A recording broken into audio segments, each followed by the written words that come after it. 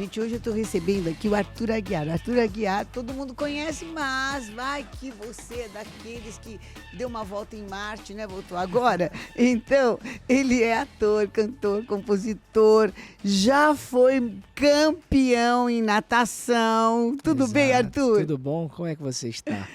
Tudo bem? Jóia. Muito obrigado pelo convite. Estou muito feliz de estar aqui.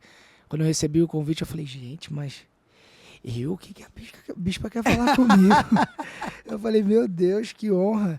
E fiquei muito feliz com o convite. Muito obrigado mesmo. Tenho certeza que vai ser um momento nosso aqui muito legal. Está sendo um prazer conhecer você. E espero que as pessoas em casa que estejam assistindo também gostem desse bate-papo, que a gente consiga tocar elas de alguma maneira, com as coisas que a gente vai falar aqui. E que Deus conduza essa nossa conversa aqui. Em falar em Deus, parece que realmente a tua carreira tem um caminho de Deus muito assim incrível, né, Arthur? Me conta um pouquinho. O esporte sempre fez parte da sua família? Como é que é?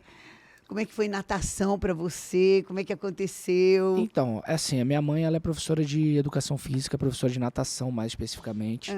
Então, eu brinco que assim, ela me jogou na água, sei lá, devia ter uns 6 meses, ela me jogou e falou assim, vira aí. Só não teve o parto na água porque não foi o caso, né? Não sei como não aconteceu na água, Como não aconteceu na água, né? E aí, enfim, eu comecei a nadar bem cedo, já me federei com 6 anos. Nossa! Com 6 anos eu já era federado de natação.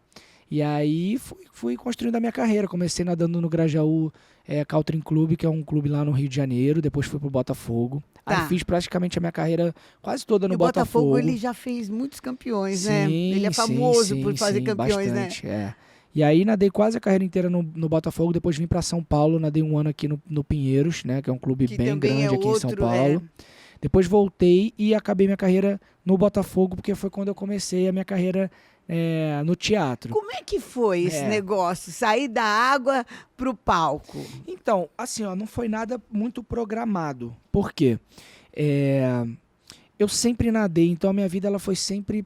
Eu sempre fui atleta, né? Era meio que isso.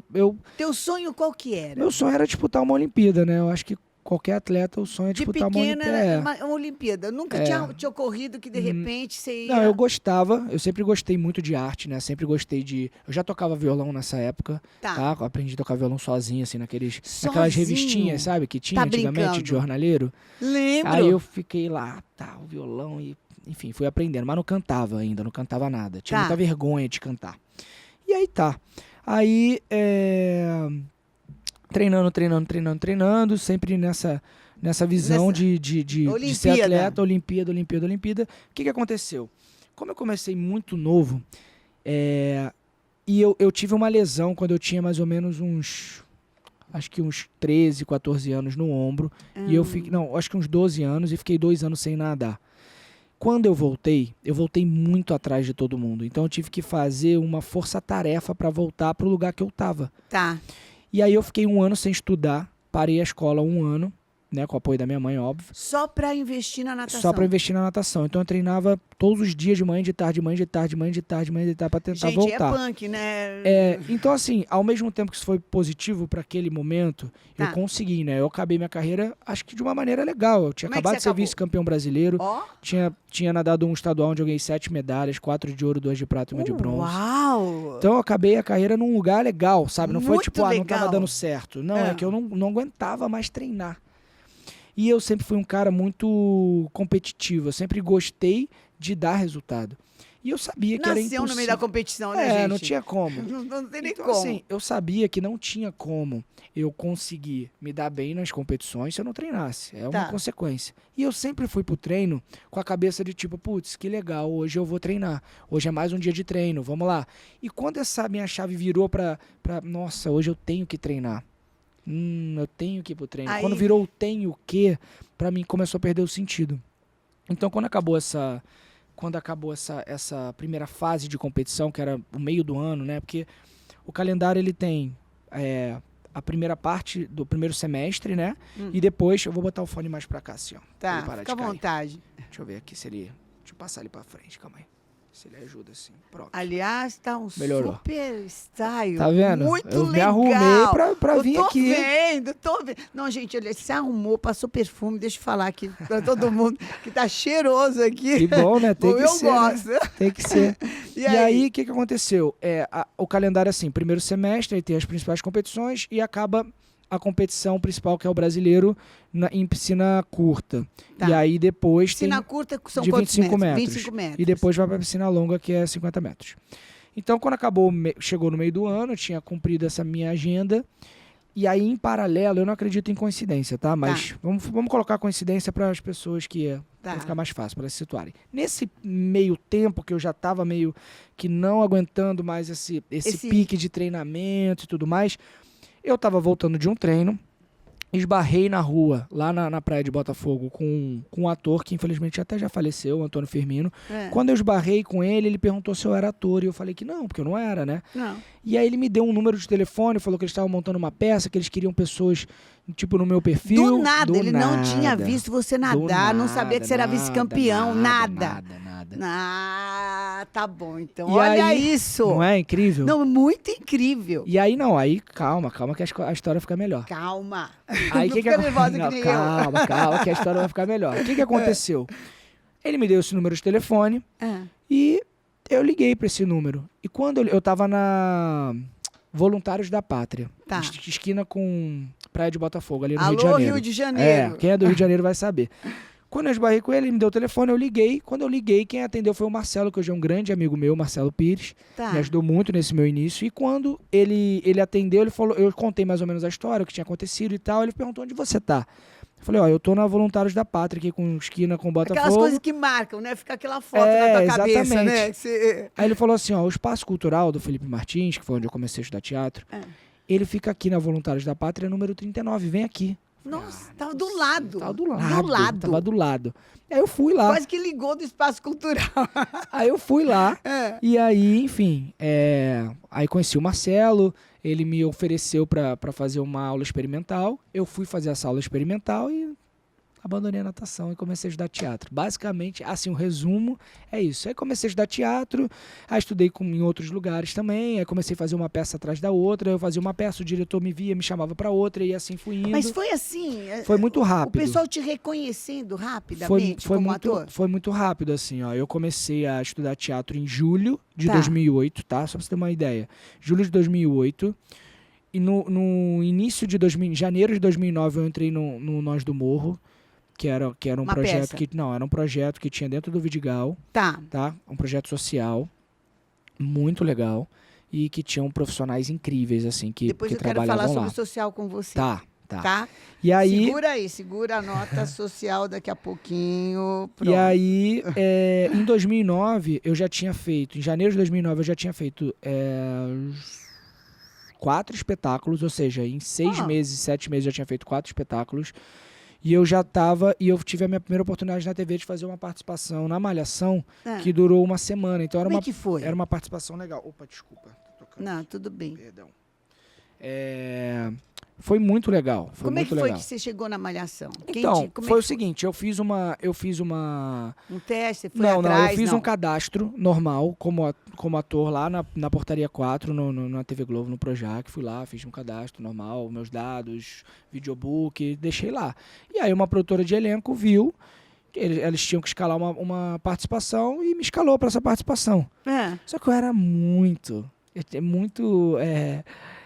como é que fala? Eu tava começando, sabe? Tava muito inexperiente, cru, muito cru. E fui, né? Eu sempre fui muito... Ousado, muito corajoso, assim. Falei, não, vambora, vamos lá. Esse negócio de competição ajudou? Acho que ajudou bastante. Eu sempre fui muito focado, assim, no que eu queria e eu ia atrás e fazia o negócio acontecer. E aí teve um fato importante, assim. Quando eu larguei a natação e fui estudar teatro, eu não tive apoio de ninguém. E a ninguém, assim. Ninguém da minha família me apoiou mesmo. Tudo que apoiava... Nada, não apoiou nada. Porque eles falavam que eu era maluco, que como que eu tava largando uma coisa que eu já tinha uma carreira, que tava construindo uma carreira por algo que era muito difícil, muito complicado, que tinham muitas pessoas querendo a mesma coisa que eu. E eles não estavam errados, mas, hoje, assim, olhando, eu sendo pai, eu não faria isso. Mas tudo bem, eles devem ter os motivos dele, tá tudo certo. Insegurança também, né, gente? É. Pô, o menino tá lá, vice-campeão, tudo para chegar numa Olimpíada, Sim, né?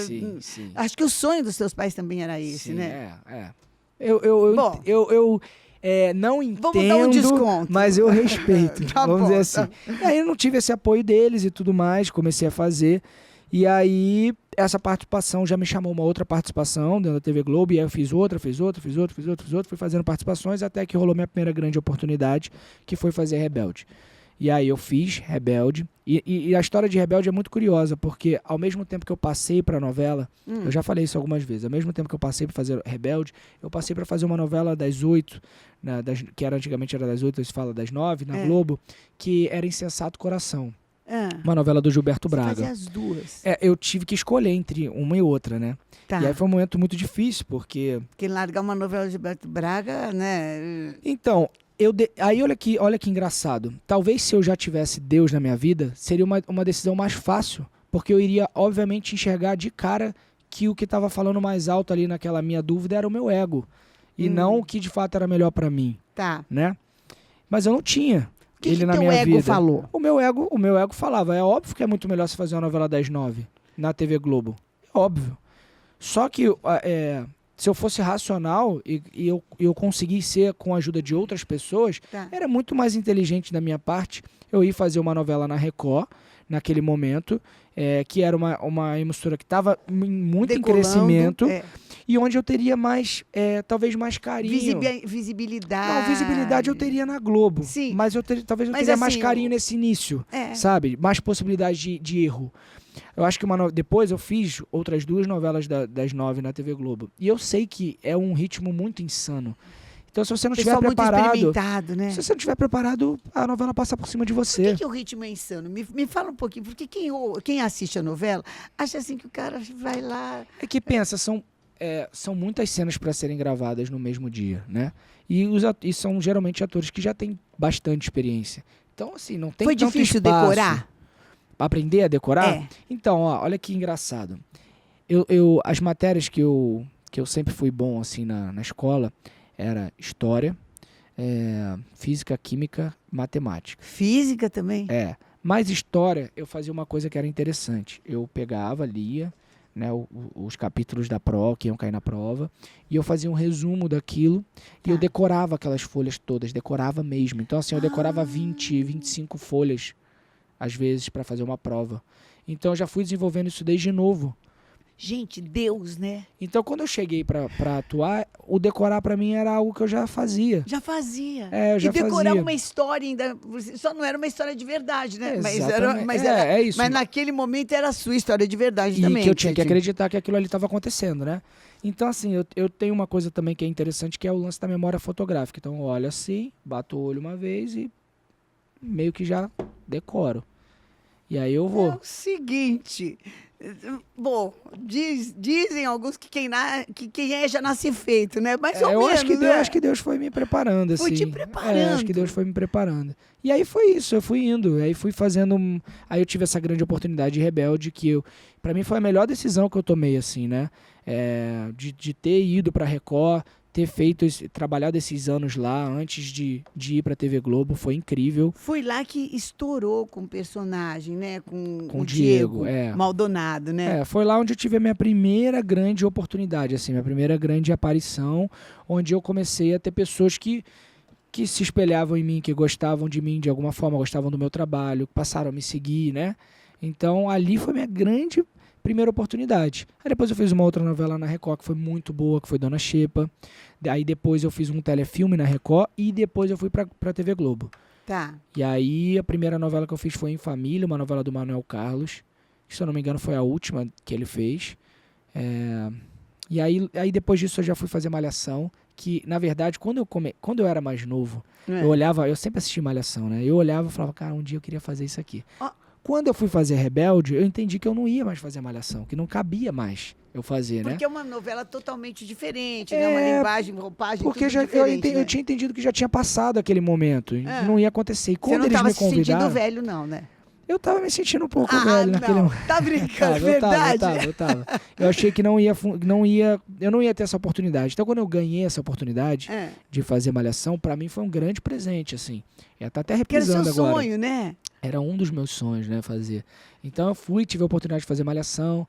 Aí depois eu fiz a Dança dos Famosos, que fui vice-campeão também. Aí depois eu fiz uma novela das 6 do Valci, que foi Até Mundo Bom. Depois eu fiz uma novela das 9 do Valci, que foi Outro Não Lado do parou Paraíso. mais. Aí eu fui fazendo uma coisa atrás da outra. Foi bem legal. Que legal isso. Que Agora eu tô incrível. 100% focado na música, porque a música é isso, ela sempre esteve ali presente na minha vida. Como é Tanto que eu foi? comecei dizendo pra você que enquanto eu nadava eu já tava ali tocando violão, já tava, né? Então a música ela sempre fez Aprendendo. parte do meu contexto de vida. Só que eu acho que por caminhos que a vida foi me levando, eu acabei sempre priorizando mais a atuação. Mas a música sempre ficava ali no meu ouvido, sempre ali gritando e falando, e aí, quando é que você vai dar atenção pra mim? Quando é que você vai investir esse tempo que você investiu na atuação em mim? E eu teve alguns momentos da minha carreira que eu dei essa brecha pra música, mas sempre que surgia alguma oportunidade como ator, eu largava a música e Que também ia. não dá muito, né? Porque você tem que se concentrar. Natação exige muito. Você atuar também exige bastante, né? Eu acho que a maneira como funciona o mercado brasileiro, que é totalmente diferente do mercado internacional, né, dos Estados Unidos, por exemplo, dificulta você fazer mais de uma coisa. Porque assim... É muito intenso? Não, é porque assim, ó, vamos lá, vamos fazer uma comparação rápida. Você vê um artista internacional, vamos usar o exemplo do Justin Bieber, por exemplo. Tá. Ele monta uma turnê. uma turnê internacional com aquelas datas X. O Justin Timberlake, vamos dar um exemplo que ele também atua, tá? Tá. Ele monta lá uma turnê internacional com aquelas datas, ele faz aquela turnê. Acabou aquela turnê, ele vai fazer essa outra coisa. Ou ele vai fazer um filme, 2 filmes, 3 filmes que ele já grava e já deixa lá tudo prontinho para lançamento daqui a 1 ano, daqui a 6 meses, daqui a 2 anos. Ou ele vai focar em fazer um outro disco, né? Ele tem um espaço. Ele tem. Aqui não tem isso, né? Porque aqui a nossa cultura, por mais que o cinema nacional tenha crescido cada vez mais, ainda é uma cultura, e a série também tenha crescido muito, ainda é uma cultura de novela. Né? Tá. E a novela é uma coisa que não para. Não Você sai de para. uma, vai para outra, sai de uma, vai para outra. E o show business, né? A galera que faz show, não tem muito isso de você fazer uma turnê e parar. Você troca de turnê num final de semana para o outro. Então, até esse final de semana a gente vai fazer a turnê X, a partir de semana que vem é a turnê Y. Então não tem esse intervalo. É intenso demais, né? É meio que de quinta a domingo, às vezes de quarta a domingo. Então não dá mesmo para você conciliar, é complicado. E eu demorei muito tempo para entender isso e para aceitar isso. Não, e se você fechou quinta, sexta, sábado, domingo, segunda-feira, você tá carregado de maca, né? Porque você não sabe nem seu nome ou não. Não, com certeza, tá cansado. Porque Porque não é só o show, né? É a logística, né? é todo você sair de um mundo. lugar, você pegar a estrada, você não tá na sua casa, você dorme num hotel, nem sempre é o melhor hotel. Às vezes você dorme no ônibus, dorme no aeroporto. E Faz vamos parte. que vamos, faz parte, Faz né? parte do processo. Faz parte. Me fala uma coisa. Como é que entrou Deus na tua vida? Assim, mais fortemente. Em que situação que você teve essa experiência com Deus? O meu encontro com Deus, ele foi um encontro doloroso. Apesar de ter sido... É o que eu falei já. Eu já falei isso uma vez. Se eu tivesse que passar por tudo que eu passei, de novo, para poder ter tido esse encontro, eu passaria. Se eu pudesse escolher, não magoar uma outra pessoa, se tivesse essa possibilidade, eu também escolheria. Então, assim, vamos passar por tudo de novo, mas não vamos magoar essa pessoa aqui, não. Eu preferia. Mas eu não deixaria de passar. Mas foi um encontro muito doloroso, muito doloroso. Por que foi doloroso? Porque eu tive que... É como assim, Deus botou um espelho na minha frente e é como se ele tivesse falado para mim assim, esse não foi o caminho que eu tinha para você. Esse não era o caminho que eu tinha para você. Esse foi o caminho que você escolheu. E isso aqui é o que você se tornou. Então ele me fez... Como é que foi o encontro com a sua esposa? Como é que foi? Me fala um pouquinho desse encontro e desse desencontro. Como a gente se conheceu? Tá, a gente se conheceu pela internet, tá? Basicamente mesmo? foi isso, Não foi o Tinder, não? Não, a gente se conheceu no Instagram. Mandei uma mensagem pra ela me respondeu. Ela tinha Você achou ela bonita? Eu sempre achei ela muito bonita, né? Ela é linda mesmo. Ela é linda, E aí a gente tinha acabado de ela tinha acabado de se separar, ela estava no Rio de Janeiro, ela não morava no Brasil, morava na Califórnia. Tá. E aí ela estava no Rio de Janeiro e a gente se encontrou. E desde aquele dia a gente já começou a ficar junto. Eu já pedi ela em namoro e 4 dias depois eu pedi ela em casamento. Foi muito rápido. Aquela coisa incrível. 6 meses depois a gente se casou e depois ela ficou grávida. Foi tudo muito rápido, assim. Tá. Então esse foi o nosso encontro, né? Eu acho que o nosso desencontro, ele começou a partir do momento que eu fui me desconectando de mim, assim. Acho que Não aconteceu nada em especial não, acho no que, casamento? Acho que foi mais uma questão eu comigo mesmo, assim. Eu fui me desconectando de mim como um ser humano mesmo. O que você acha que cooperou? O ambiente mudou? Você mudou de função? Alguma coisa assim? Eu acho que assim, hoje, tá? Na época eu não tinha essa percepção. Tá. Hoje, olhando pra trás e fazendo muita terapia, eu consigo entender que ao longo da minha vida, desde criança, foram ficando vários buracos emocionais. E que... Tipo o quê? Tipo de pai e mãe mesmo, né? Buraco emocional. E... De ausência, de de carência. ausência, exatamente, Porque e depois não necessariamente os pais tenham falhado, mas isso não quer dizer que a gente não sinta ausência e carência, né? É porque o lance da falha, ele é muito relativo. Porque talvez se a gente perguntar para minha mãe ou para meu pai se eles acham que eles falharam, eles vão dizer que não. Porque eles deram tudo que eles tinham. Sim. Eles não tinham além para dar. Mas talvez eu precisasse de mais. Esse é o ponto. Por isso que eu bato muito nessa tecla da relatividade. Porque tem coisas, sim, que é certo e errado. Mas tem coisas que são relativas. O amor é relativo, por exemplo. Né? Eu falei já sobre isso também. Às vezes o que é amor para você não é para mim. Entende? Às vezes eu tô querendo te agradar de uma forma que não é a que você gostaria que eu te agradasse. Então era muito mais fácil eu perguntar, como que eu posso te agradar? E aí você me fala e eu te agrado. Me ensina a te amar, né? Exatamente. Então, se você perguntar para eles, talvez eles te digam que não. E hoje eu entendo, eles deram tudo que eles tinham. Sim. Mas talvez eu precisasse de mais. Então, ao longo da minha vida, seja com amizades que eu fui tendo, com exemplos que eu fui vendo, com buracos emocionais que eu fui ficando, isso tudo fez com que... Eu estou perguntando porque, assim, você deu uma passagem assim, da tua carreira, parece assim que tudo foi dando muito certo para você. Eu acho que sempre fui, hoje, tendo Deus na minha vida e entendendo um pouco mais, eu vejo que tudo que eu consegui foi muito na força do meu braço. Eu acho que Deus esteve presente, óbvio, senão nada teria acontecido. Mas você não via muito, você achava que era você mesmo.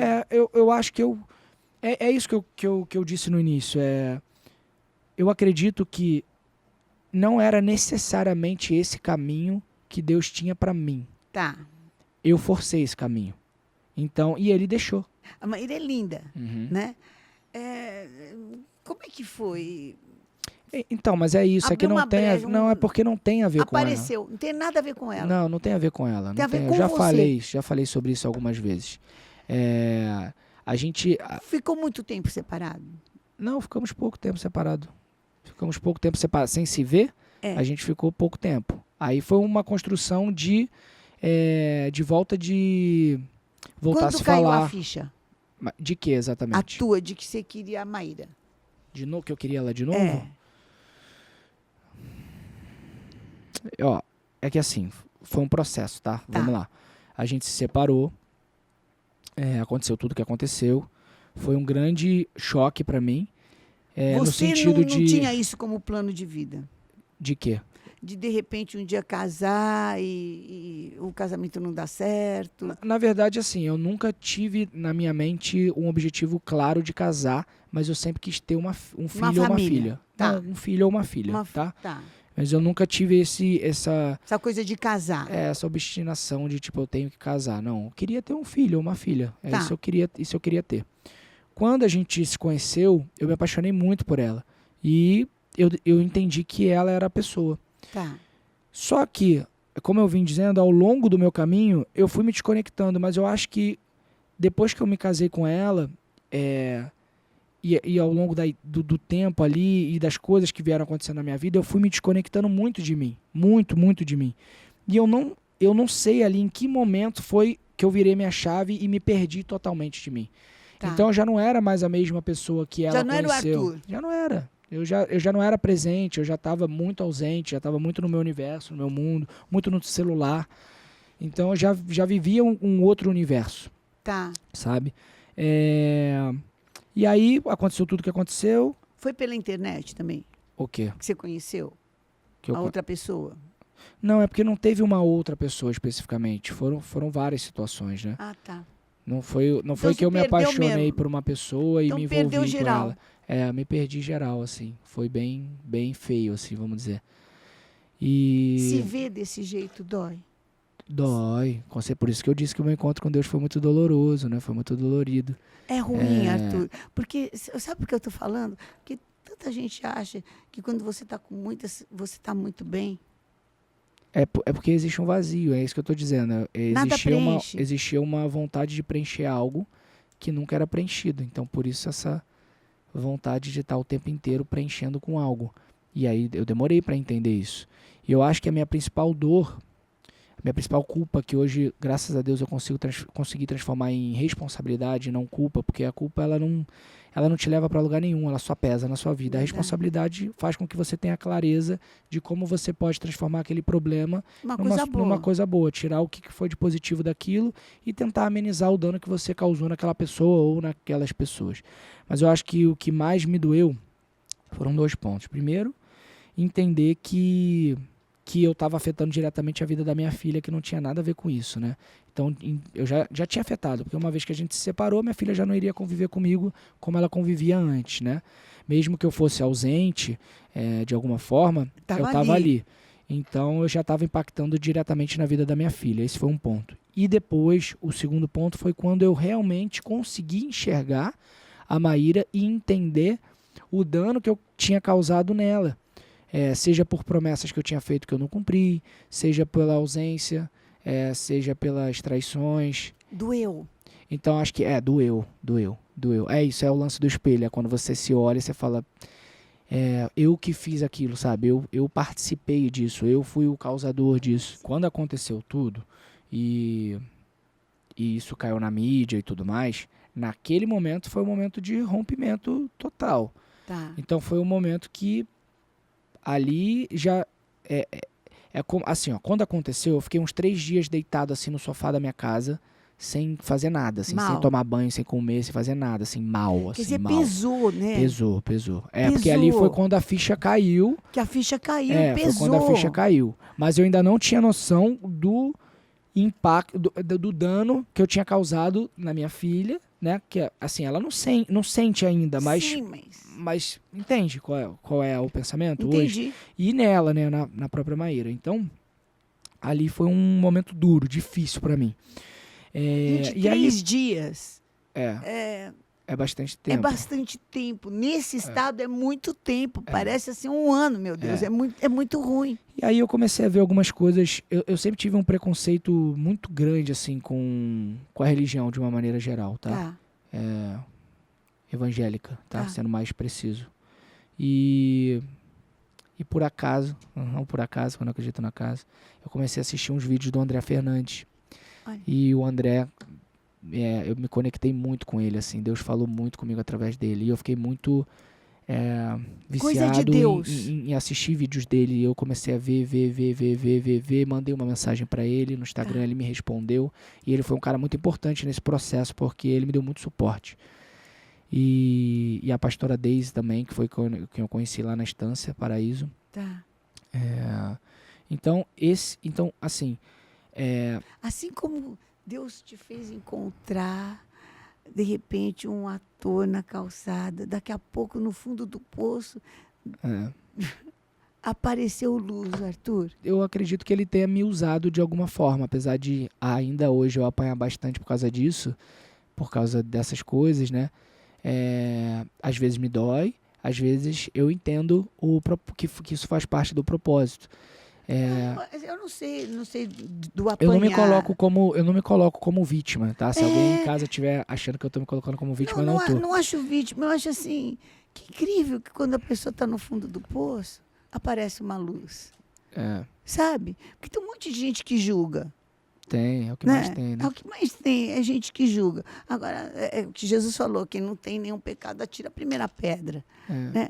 Agora, que incrível que, se não tiver nenhum caminho da parte de ninguém, tem uma luz de Deus que vai te alcançar, né? Sim. Porque essa luz de Deus te alcançou.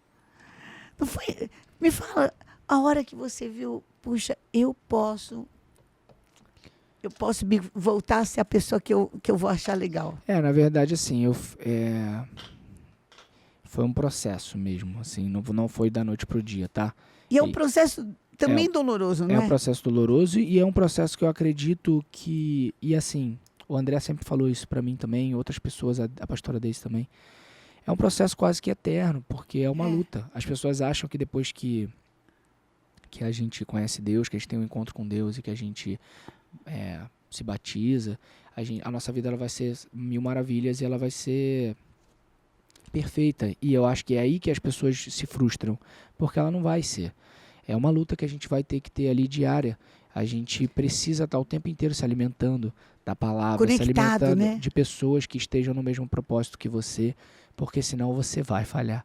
Você pensa o seguinte, eu tenho 32 anos, pensa que durante 31 anos eu tive uma outra cabeça, tive outros pensamentos, outras vontades, outras prioridades. Então, se a gente colocar na balança, 31 anos com um ano é pouco. É pouquinho. É pouco. Então, é uma luta que a gente vai ficar ali. É bom ter superado.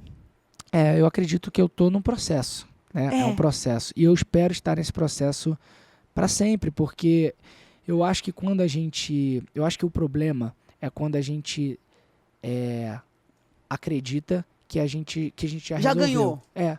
Que aí a gente relaxa, entende? Eu acho que já ganhou, às vezes é pior até do que já perdi. Porque a minha avó falava uma coisa que é muito interessante, é verdade.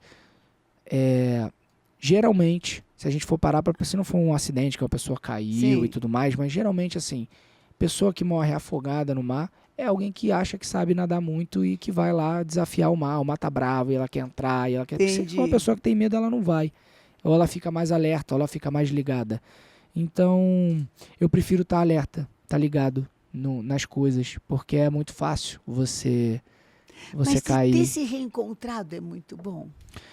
Eu acho que foi mais do que um reencontro comigo. Eu acho que foi como se eu tivesse voltado para o lugar onde foi a bifurcação que eu escolhi o meu caminho, e não o caminho que eu quis e não o caminho que eu tinha. Tá. E eu comecei a trilhar agora esse caminho novo, vamos dizer assim. Tá sendo bom?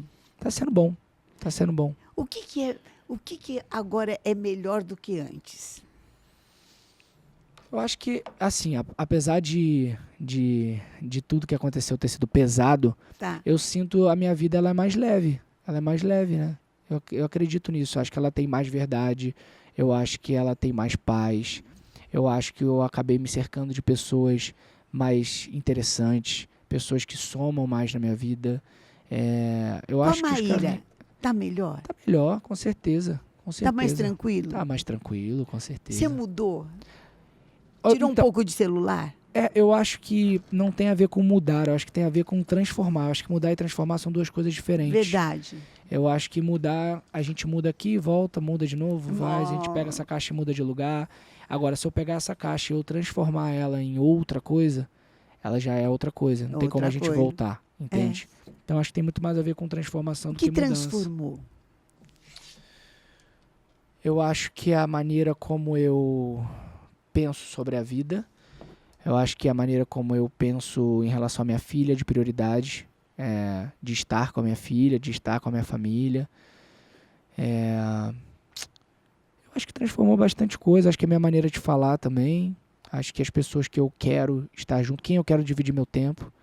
Eu até estava ali no camarim e a bispa Fernanda, ela estava falando uma coisa interessante, que ela estava assistindo a televisão, ela estava falando, o que você está fazendo com o seu tempo? Será que você está perdendo seu tempo só assistindo Netflix ou você está dedicando a outras coisas que são importantes para você também, para o seu crescimento? E eu acho que hoje eu tenho dedicado a minha vida de uma maneira mais equilibrada para coisas que eu gosto de fazer, mais consciente, com coisas que eu gosto de fazer, coisas que eu preciso fazer, coisas que eu não tô tão afim de fazer, mas que são necessárias. Tem que fazer. Que são necessárias. Eu acredito que a gente só realmente cresce na dor. Eu acho difícil a gente conseguir crescer no amor. Existe a teoria que a gente cresce no amor ou na dor. Mas eu acho que hoje em dia a gente cresce bem mais na dor. A gente tem uma dificuldade de crescer no amor, porque no amor a gente relaxa. A gente geralmente fica mais tipo... Eu queria saber quem é que aprendeu no amor, porque eu só vejo a gente aprendendo na dor, sabia? Pois é. Eu queria saber quem que foi Por isso essa que eu bato pessoa. muito nessa tecla. Eu não voltaria atrás para não passar por isso. Porque eu não acho que tem a ver só comigo. Eu não acho que esse processo foi um processo só comigo. Eu não acho que Deus faria isso só para me penalizar sobre algo. Eu não acredito nesse Deus, entendeu? Eu acho que Deus, ele usa pessoas. Eu acho que ele me usou de alguma forma para eu poder falar com mais pessoas sobre isso. E eu tenho recebido muitas mensagens sobre isso. Sabe? Eu acho assim incrível que... Eu acho que Deus te deu notoriedade, celebridade, tudo isso aí. Uhum. Inclusive para você falar para quem está totalmente enrolado, perdido, que a pessoa pode, que ela tem uma escolha, que ela tem uma opção. Que é o seguinte, esse não é o fim da linha, ela pode se encontrar. O que eu queria dizer para quem está em casa, que eu acho importante, que é uma coisa que eu bato muito nessa tecla comigo mesmo, que é o seguinte: as pessoas no geral, elas querem te rotular de alguma coisa, ou por um erro que você teve, ou alguma falha que você cometeu, ou qualquer coisa do tipo. Elas te rotularam daquilo e elas querem que você seja aquilo para sempre. Só que você só vai ser aquilo para sempre se você de fato aceitar que o passado ele é lugar de permanência. Se você entender que o passado ele é só lugar de referência e não de permanência, que você vai olhar e você vai falar: eu não quero mais ser aquilo, eu não quero voltar para aquele lugar, e você continuar trabalhando para que você possa ser diferente, você vai conseguir. Essa é a diferença do vitorioso para o fracassado. Você só recebe o título de fracassado no momento que você para de tentar. Porque eu posso ter fracassado 100 vezes e na 100ª pode ter dado certo. Thomas Ninguém vai Edison, falar, né, gente? É isso, ninguém vai dizer que eu sou fracassado. Com certeza. Você entende? Mas a partir do momento que eu desisto, aí provavelmente eu vou ter esse título de fracassado. Então... Fracassado é quem parou de tentar. Quem parou de tentar, exatamente. Então, por mais que as pessoas estejam dizendo que você não pode, que você não vai ser capaz, que não tem como você se transformar, não tem como você ser diferente, que você é aquele ponto final, por mais que as pessoas falem isso, eu acho que quem vai decidir isso é você. É você que vai decidir com você se você vai aceitar isso ou que não. As pessoas estão querendo te impor. E você decidiu agora música? Música, eu tô focado na música, 100%. Me conta desses projetos. Então, eu lancei uma música agora em outubro, chamada Para de Brincar Comigo. E agora em dezembro eu lancei uma música... Dá pra cantar uma palhinha? Dá. Para de brincar comigo, você sabe bem, fala que me quer também, mas pra todo mundo você finge que eu não sou ninguém. Para de pirraçar, me diz qual é a graça, você sabe bem, fala que me quer também, mas pra todo mundo você finge que eu não sou ninguém. Gente, quem sabe faz ao vivo, né? Já viu que ele é afinado assim, cantando sem nenhum instrumento, né? É isso. Muito bom. Bom, tá sucessão, né? É isso, tá caminhando. Aí em dezembro eu lancei uma música chamada Reggae o Amor. E agora em janeiro, fevereiro, a gente deve estar lançando um EP aí. Ah, é? É, bem legal. Puxa vida, que legal. Então tá 1000 por hora, Graças já tem a Deus. agenda, como é que faz a agenda? Então, a gente ainda não abriu a agenda, não. A gente está bem focado em fazer esse trabalho mais no digital, fazer essa reconstrução. É isso, existe uma reconstrução. Tá em todas as plataformas? Tá em todas as plataformas. Eu não posso ser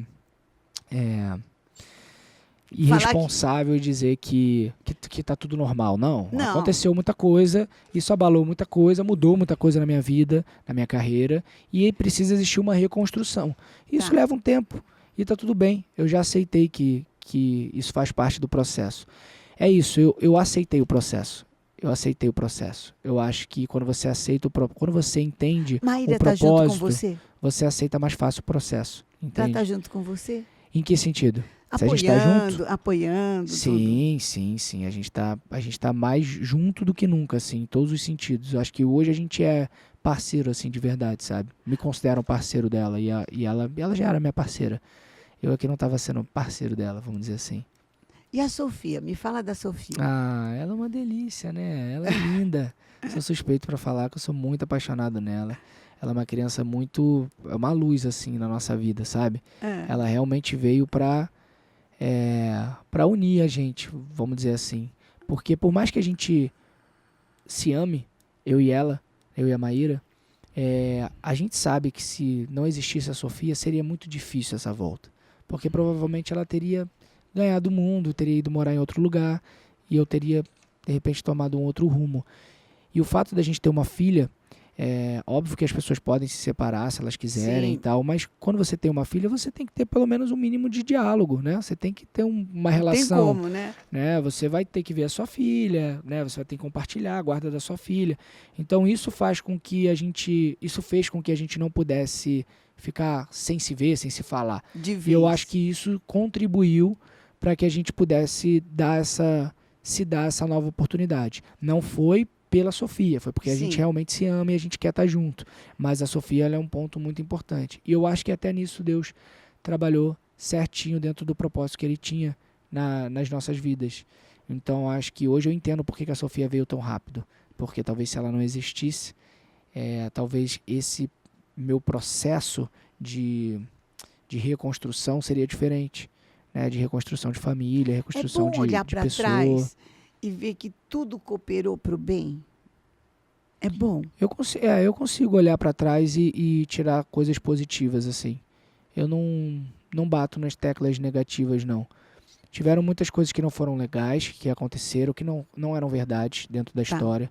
A Maíra até deu uma entrevista sobre isso ainda há pouco tempo agora, falando que de fato ela acabou falando muita coisa que não era verdade, porque chegou até ela estava muito magoada, muito Acabou triste, com absorvendo. raiva, enfim.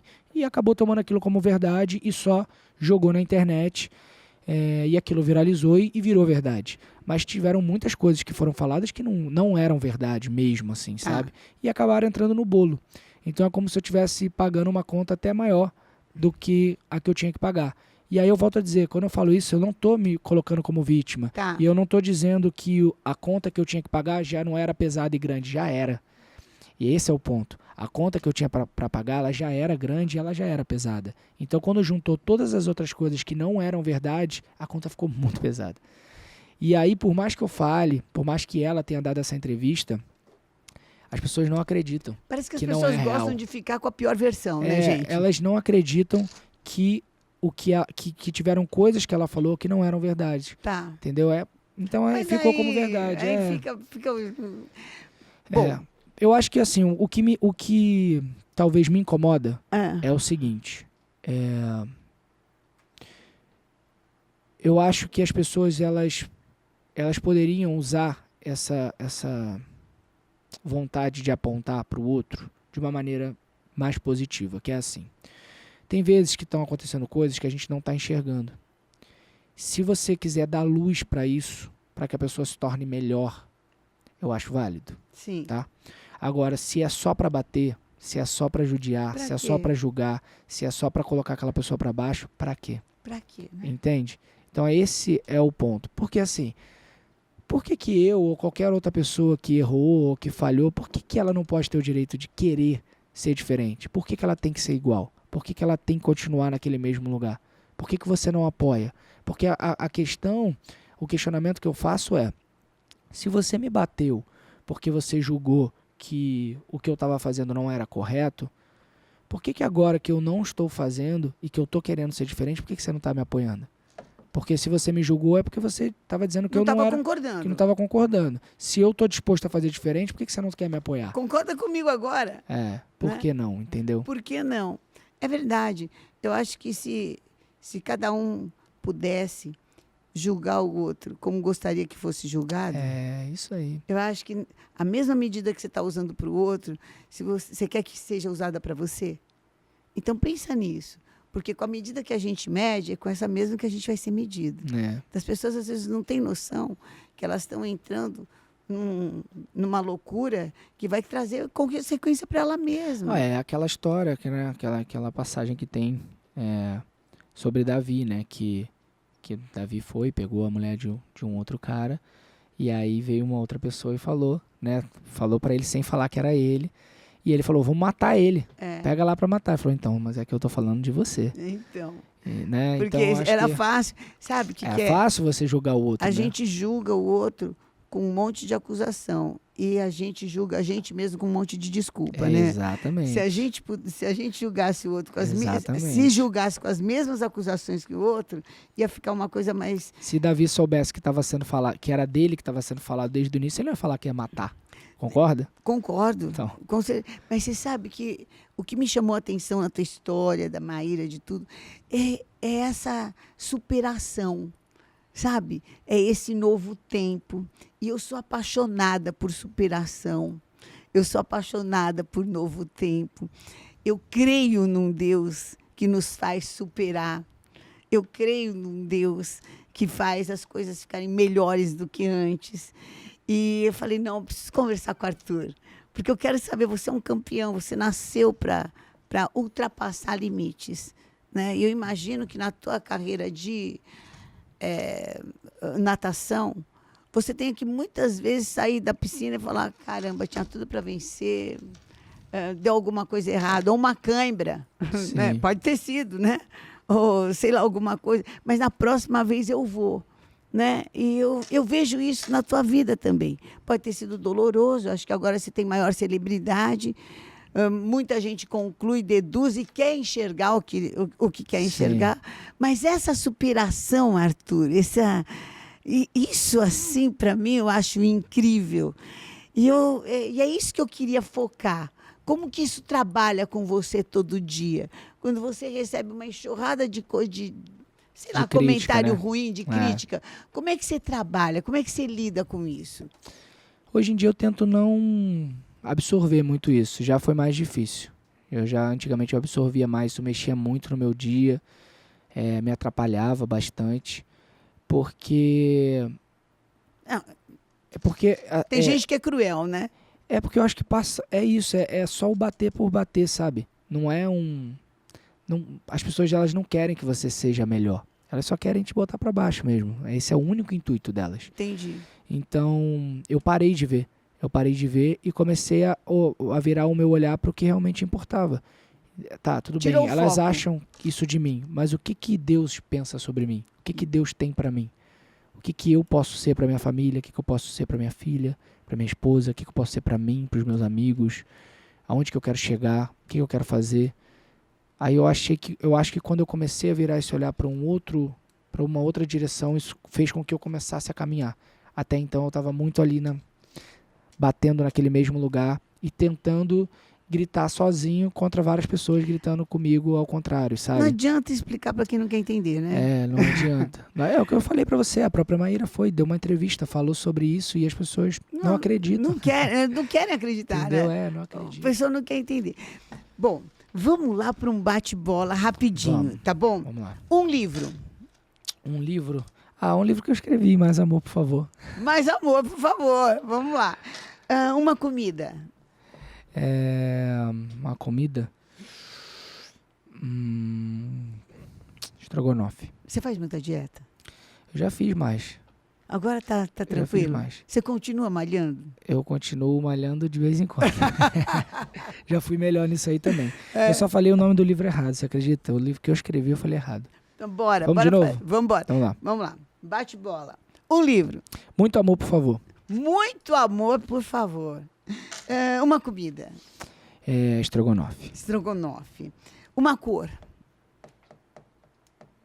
Branco. Branco. Eu tenho gostado bastante de branco. Que legal. Um lugar. Um lugar. Ai, gente, que difícil. Era pra ser rápido, né? Não, lugar mas que vem tudo na bem. cabeça. Às vezes tem muitos lugares, né? Não conheço esse lugar, mas eu gostaria de conhecer. Tailândia. Tailândia. Um lazer. Ficar com a minha filha, eu considero um lazer. Uma liderança. Deus. Uma frase. Eu tenho usado bastante essa, que é: o passado não é lugar de permanência, é um lugar de referência. É uma frase que tem me ajudado bastante. Amém. Um sonho. Sonho. Acho que consegui voltar a viver da minha arte e viver de música, principalmente. Um recado. Um recado.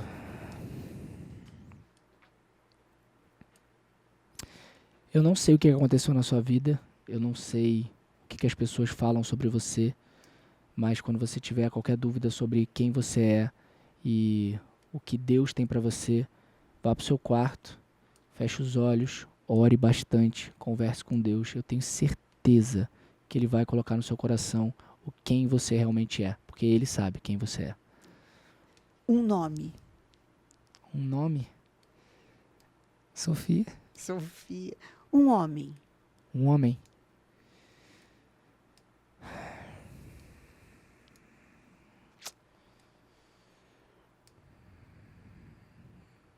Eu acho que por essa minha fase, assim, acho que o André Fernandes foi um cara que me ajudou muito. Uma mulher.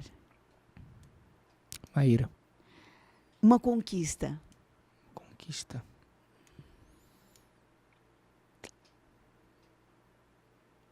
Eu acho que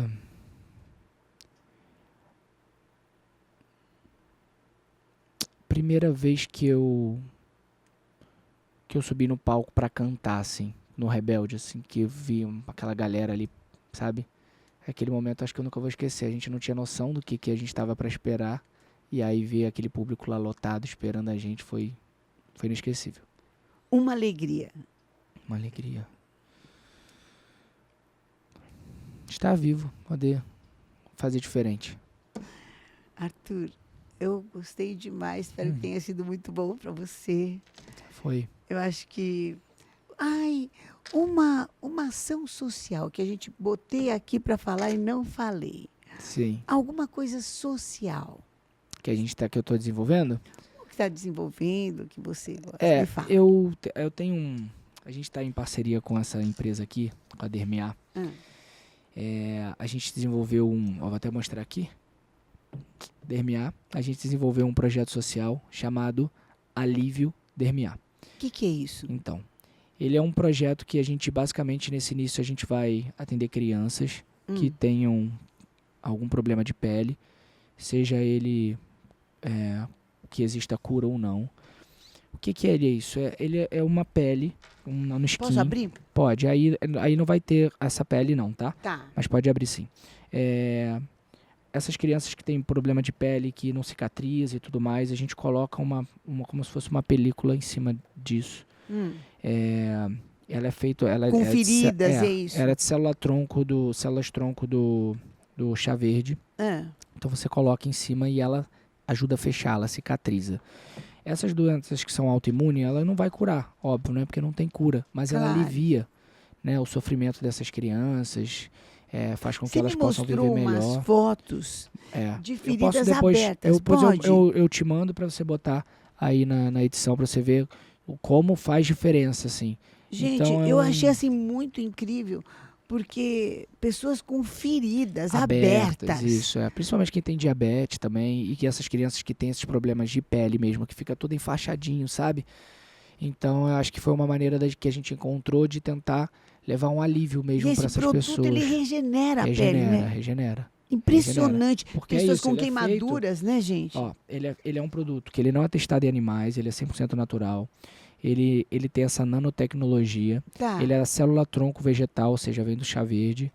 E ela é um produto 100% desenvolvido assim para aliviar a vida das pessoas, né, que sofrem de alguma coisa. Como é que funciona esse projeto social? Como é que a gente ajuda? Então, a gente a gente está em busca de parceiros, tá? Porque a nossa ideia é tentar ajudar o máximo de crianças possíveis pelo Brasil inteiro. A gente fez um lançamento agora. Tem muitas crianças assim? Tem muitas. A gente fez um lançamento agora dia 13 de dezembro, tá? Lá na Casa Florar. E a gente está em busca de parceiros que queiram patrocinar esse projeto. A gente tem algumas cotas lá. Então a ideia é que uma vez por mês a gente vai em alguma cidade do Brasil e atenda as crianças daquele lugar. Tá. Então todo mundo que for lá é 100% gratuito. É um tratamento muito caro. Então, e vai você e a Maíra? Na verdade, a princípio vai só eu mesmo. Vai você e vai cantar, ou pode lá, vai mesmo para o projeto social? A gente não pensou muito em ter isso...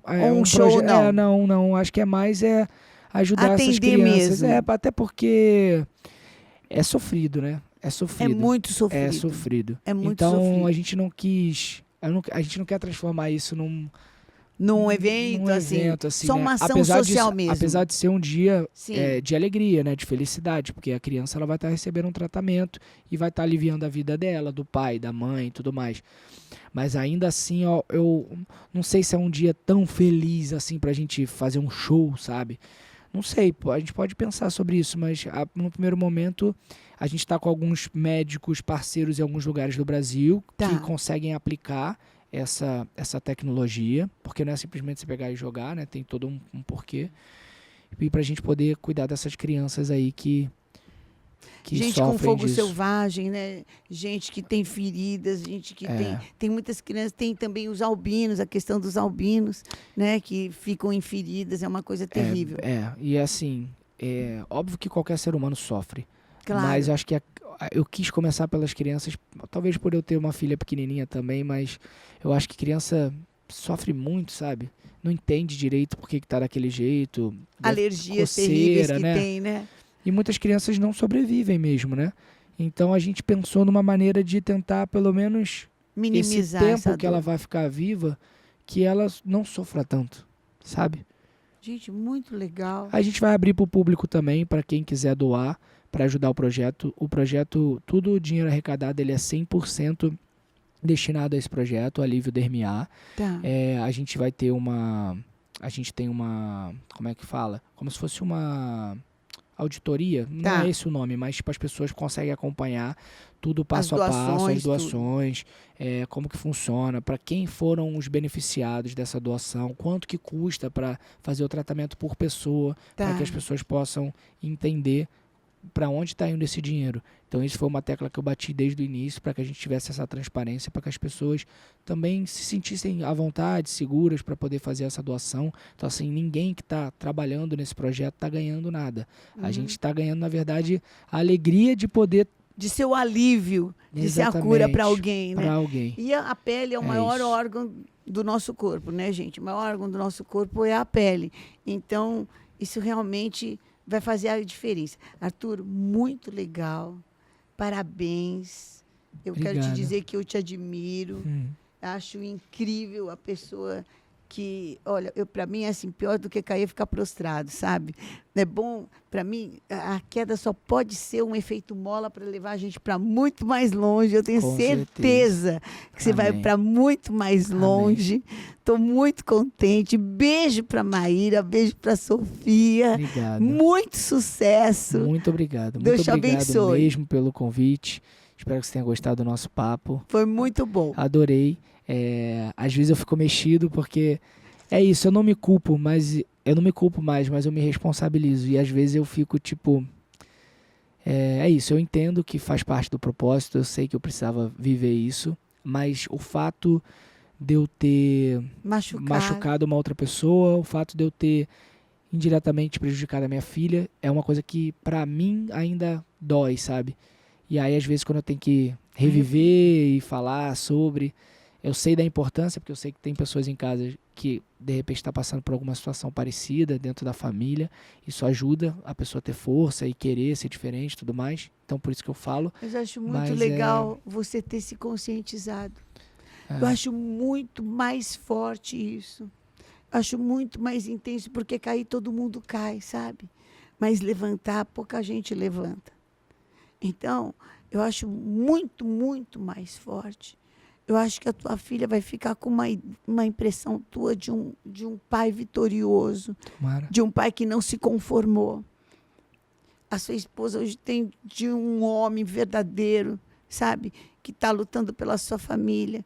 Tem muitos sonhos para viver, muitos projetos sociais para encabeçar. E muito para se levantar com um modelo. Porque acho que tem muita gente que gostaria de sair da loucura que entrou e não consegue. Mas tem um caminho, o caminho é Jesus, sabe? Procura uma igreja, procura alguém, procura uma palavra de Deus. Assim como entrou a palavra de Deus na vida do Arthur, vai entrar na sua também.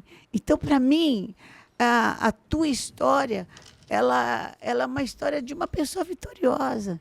Uma pessoa que sonhou com natação, chegou no pódio, nossa, né, nacional.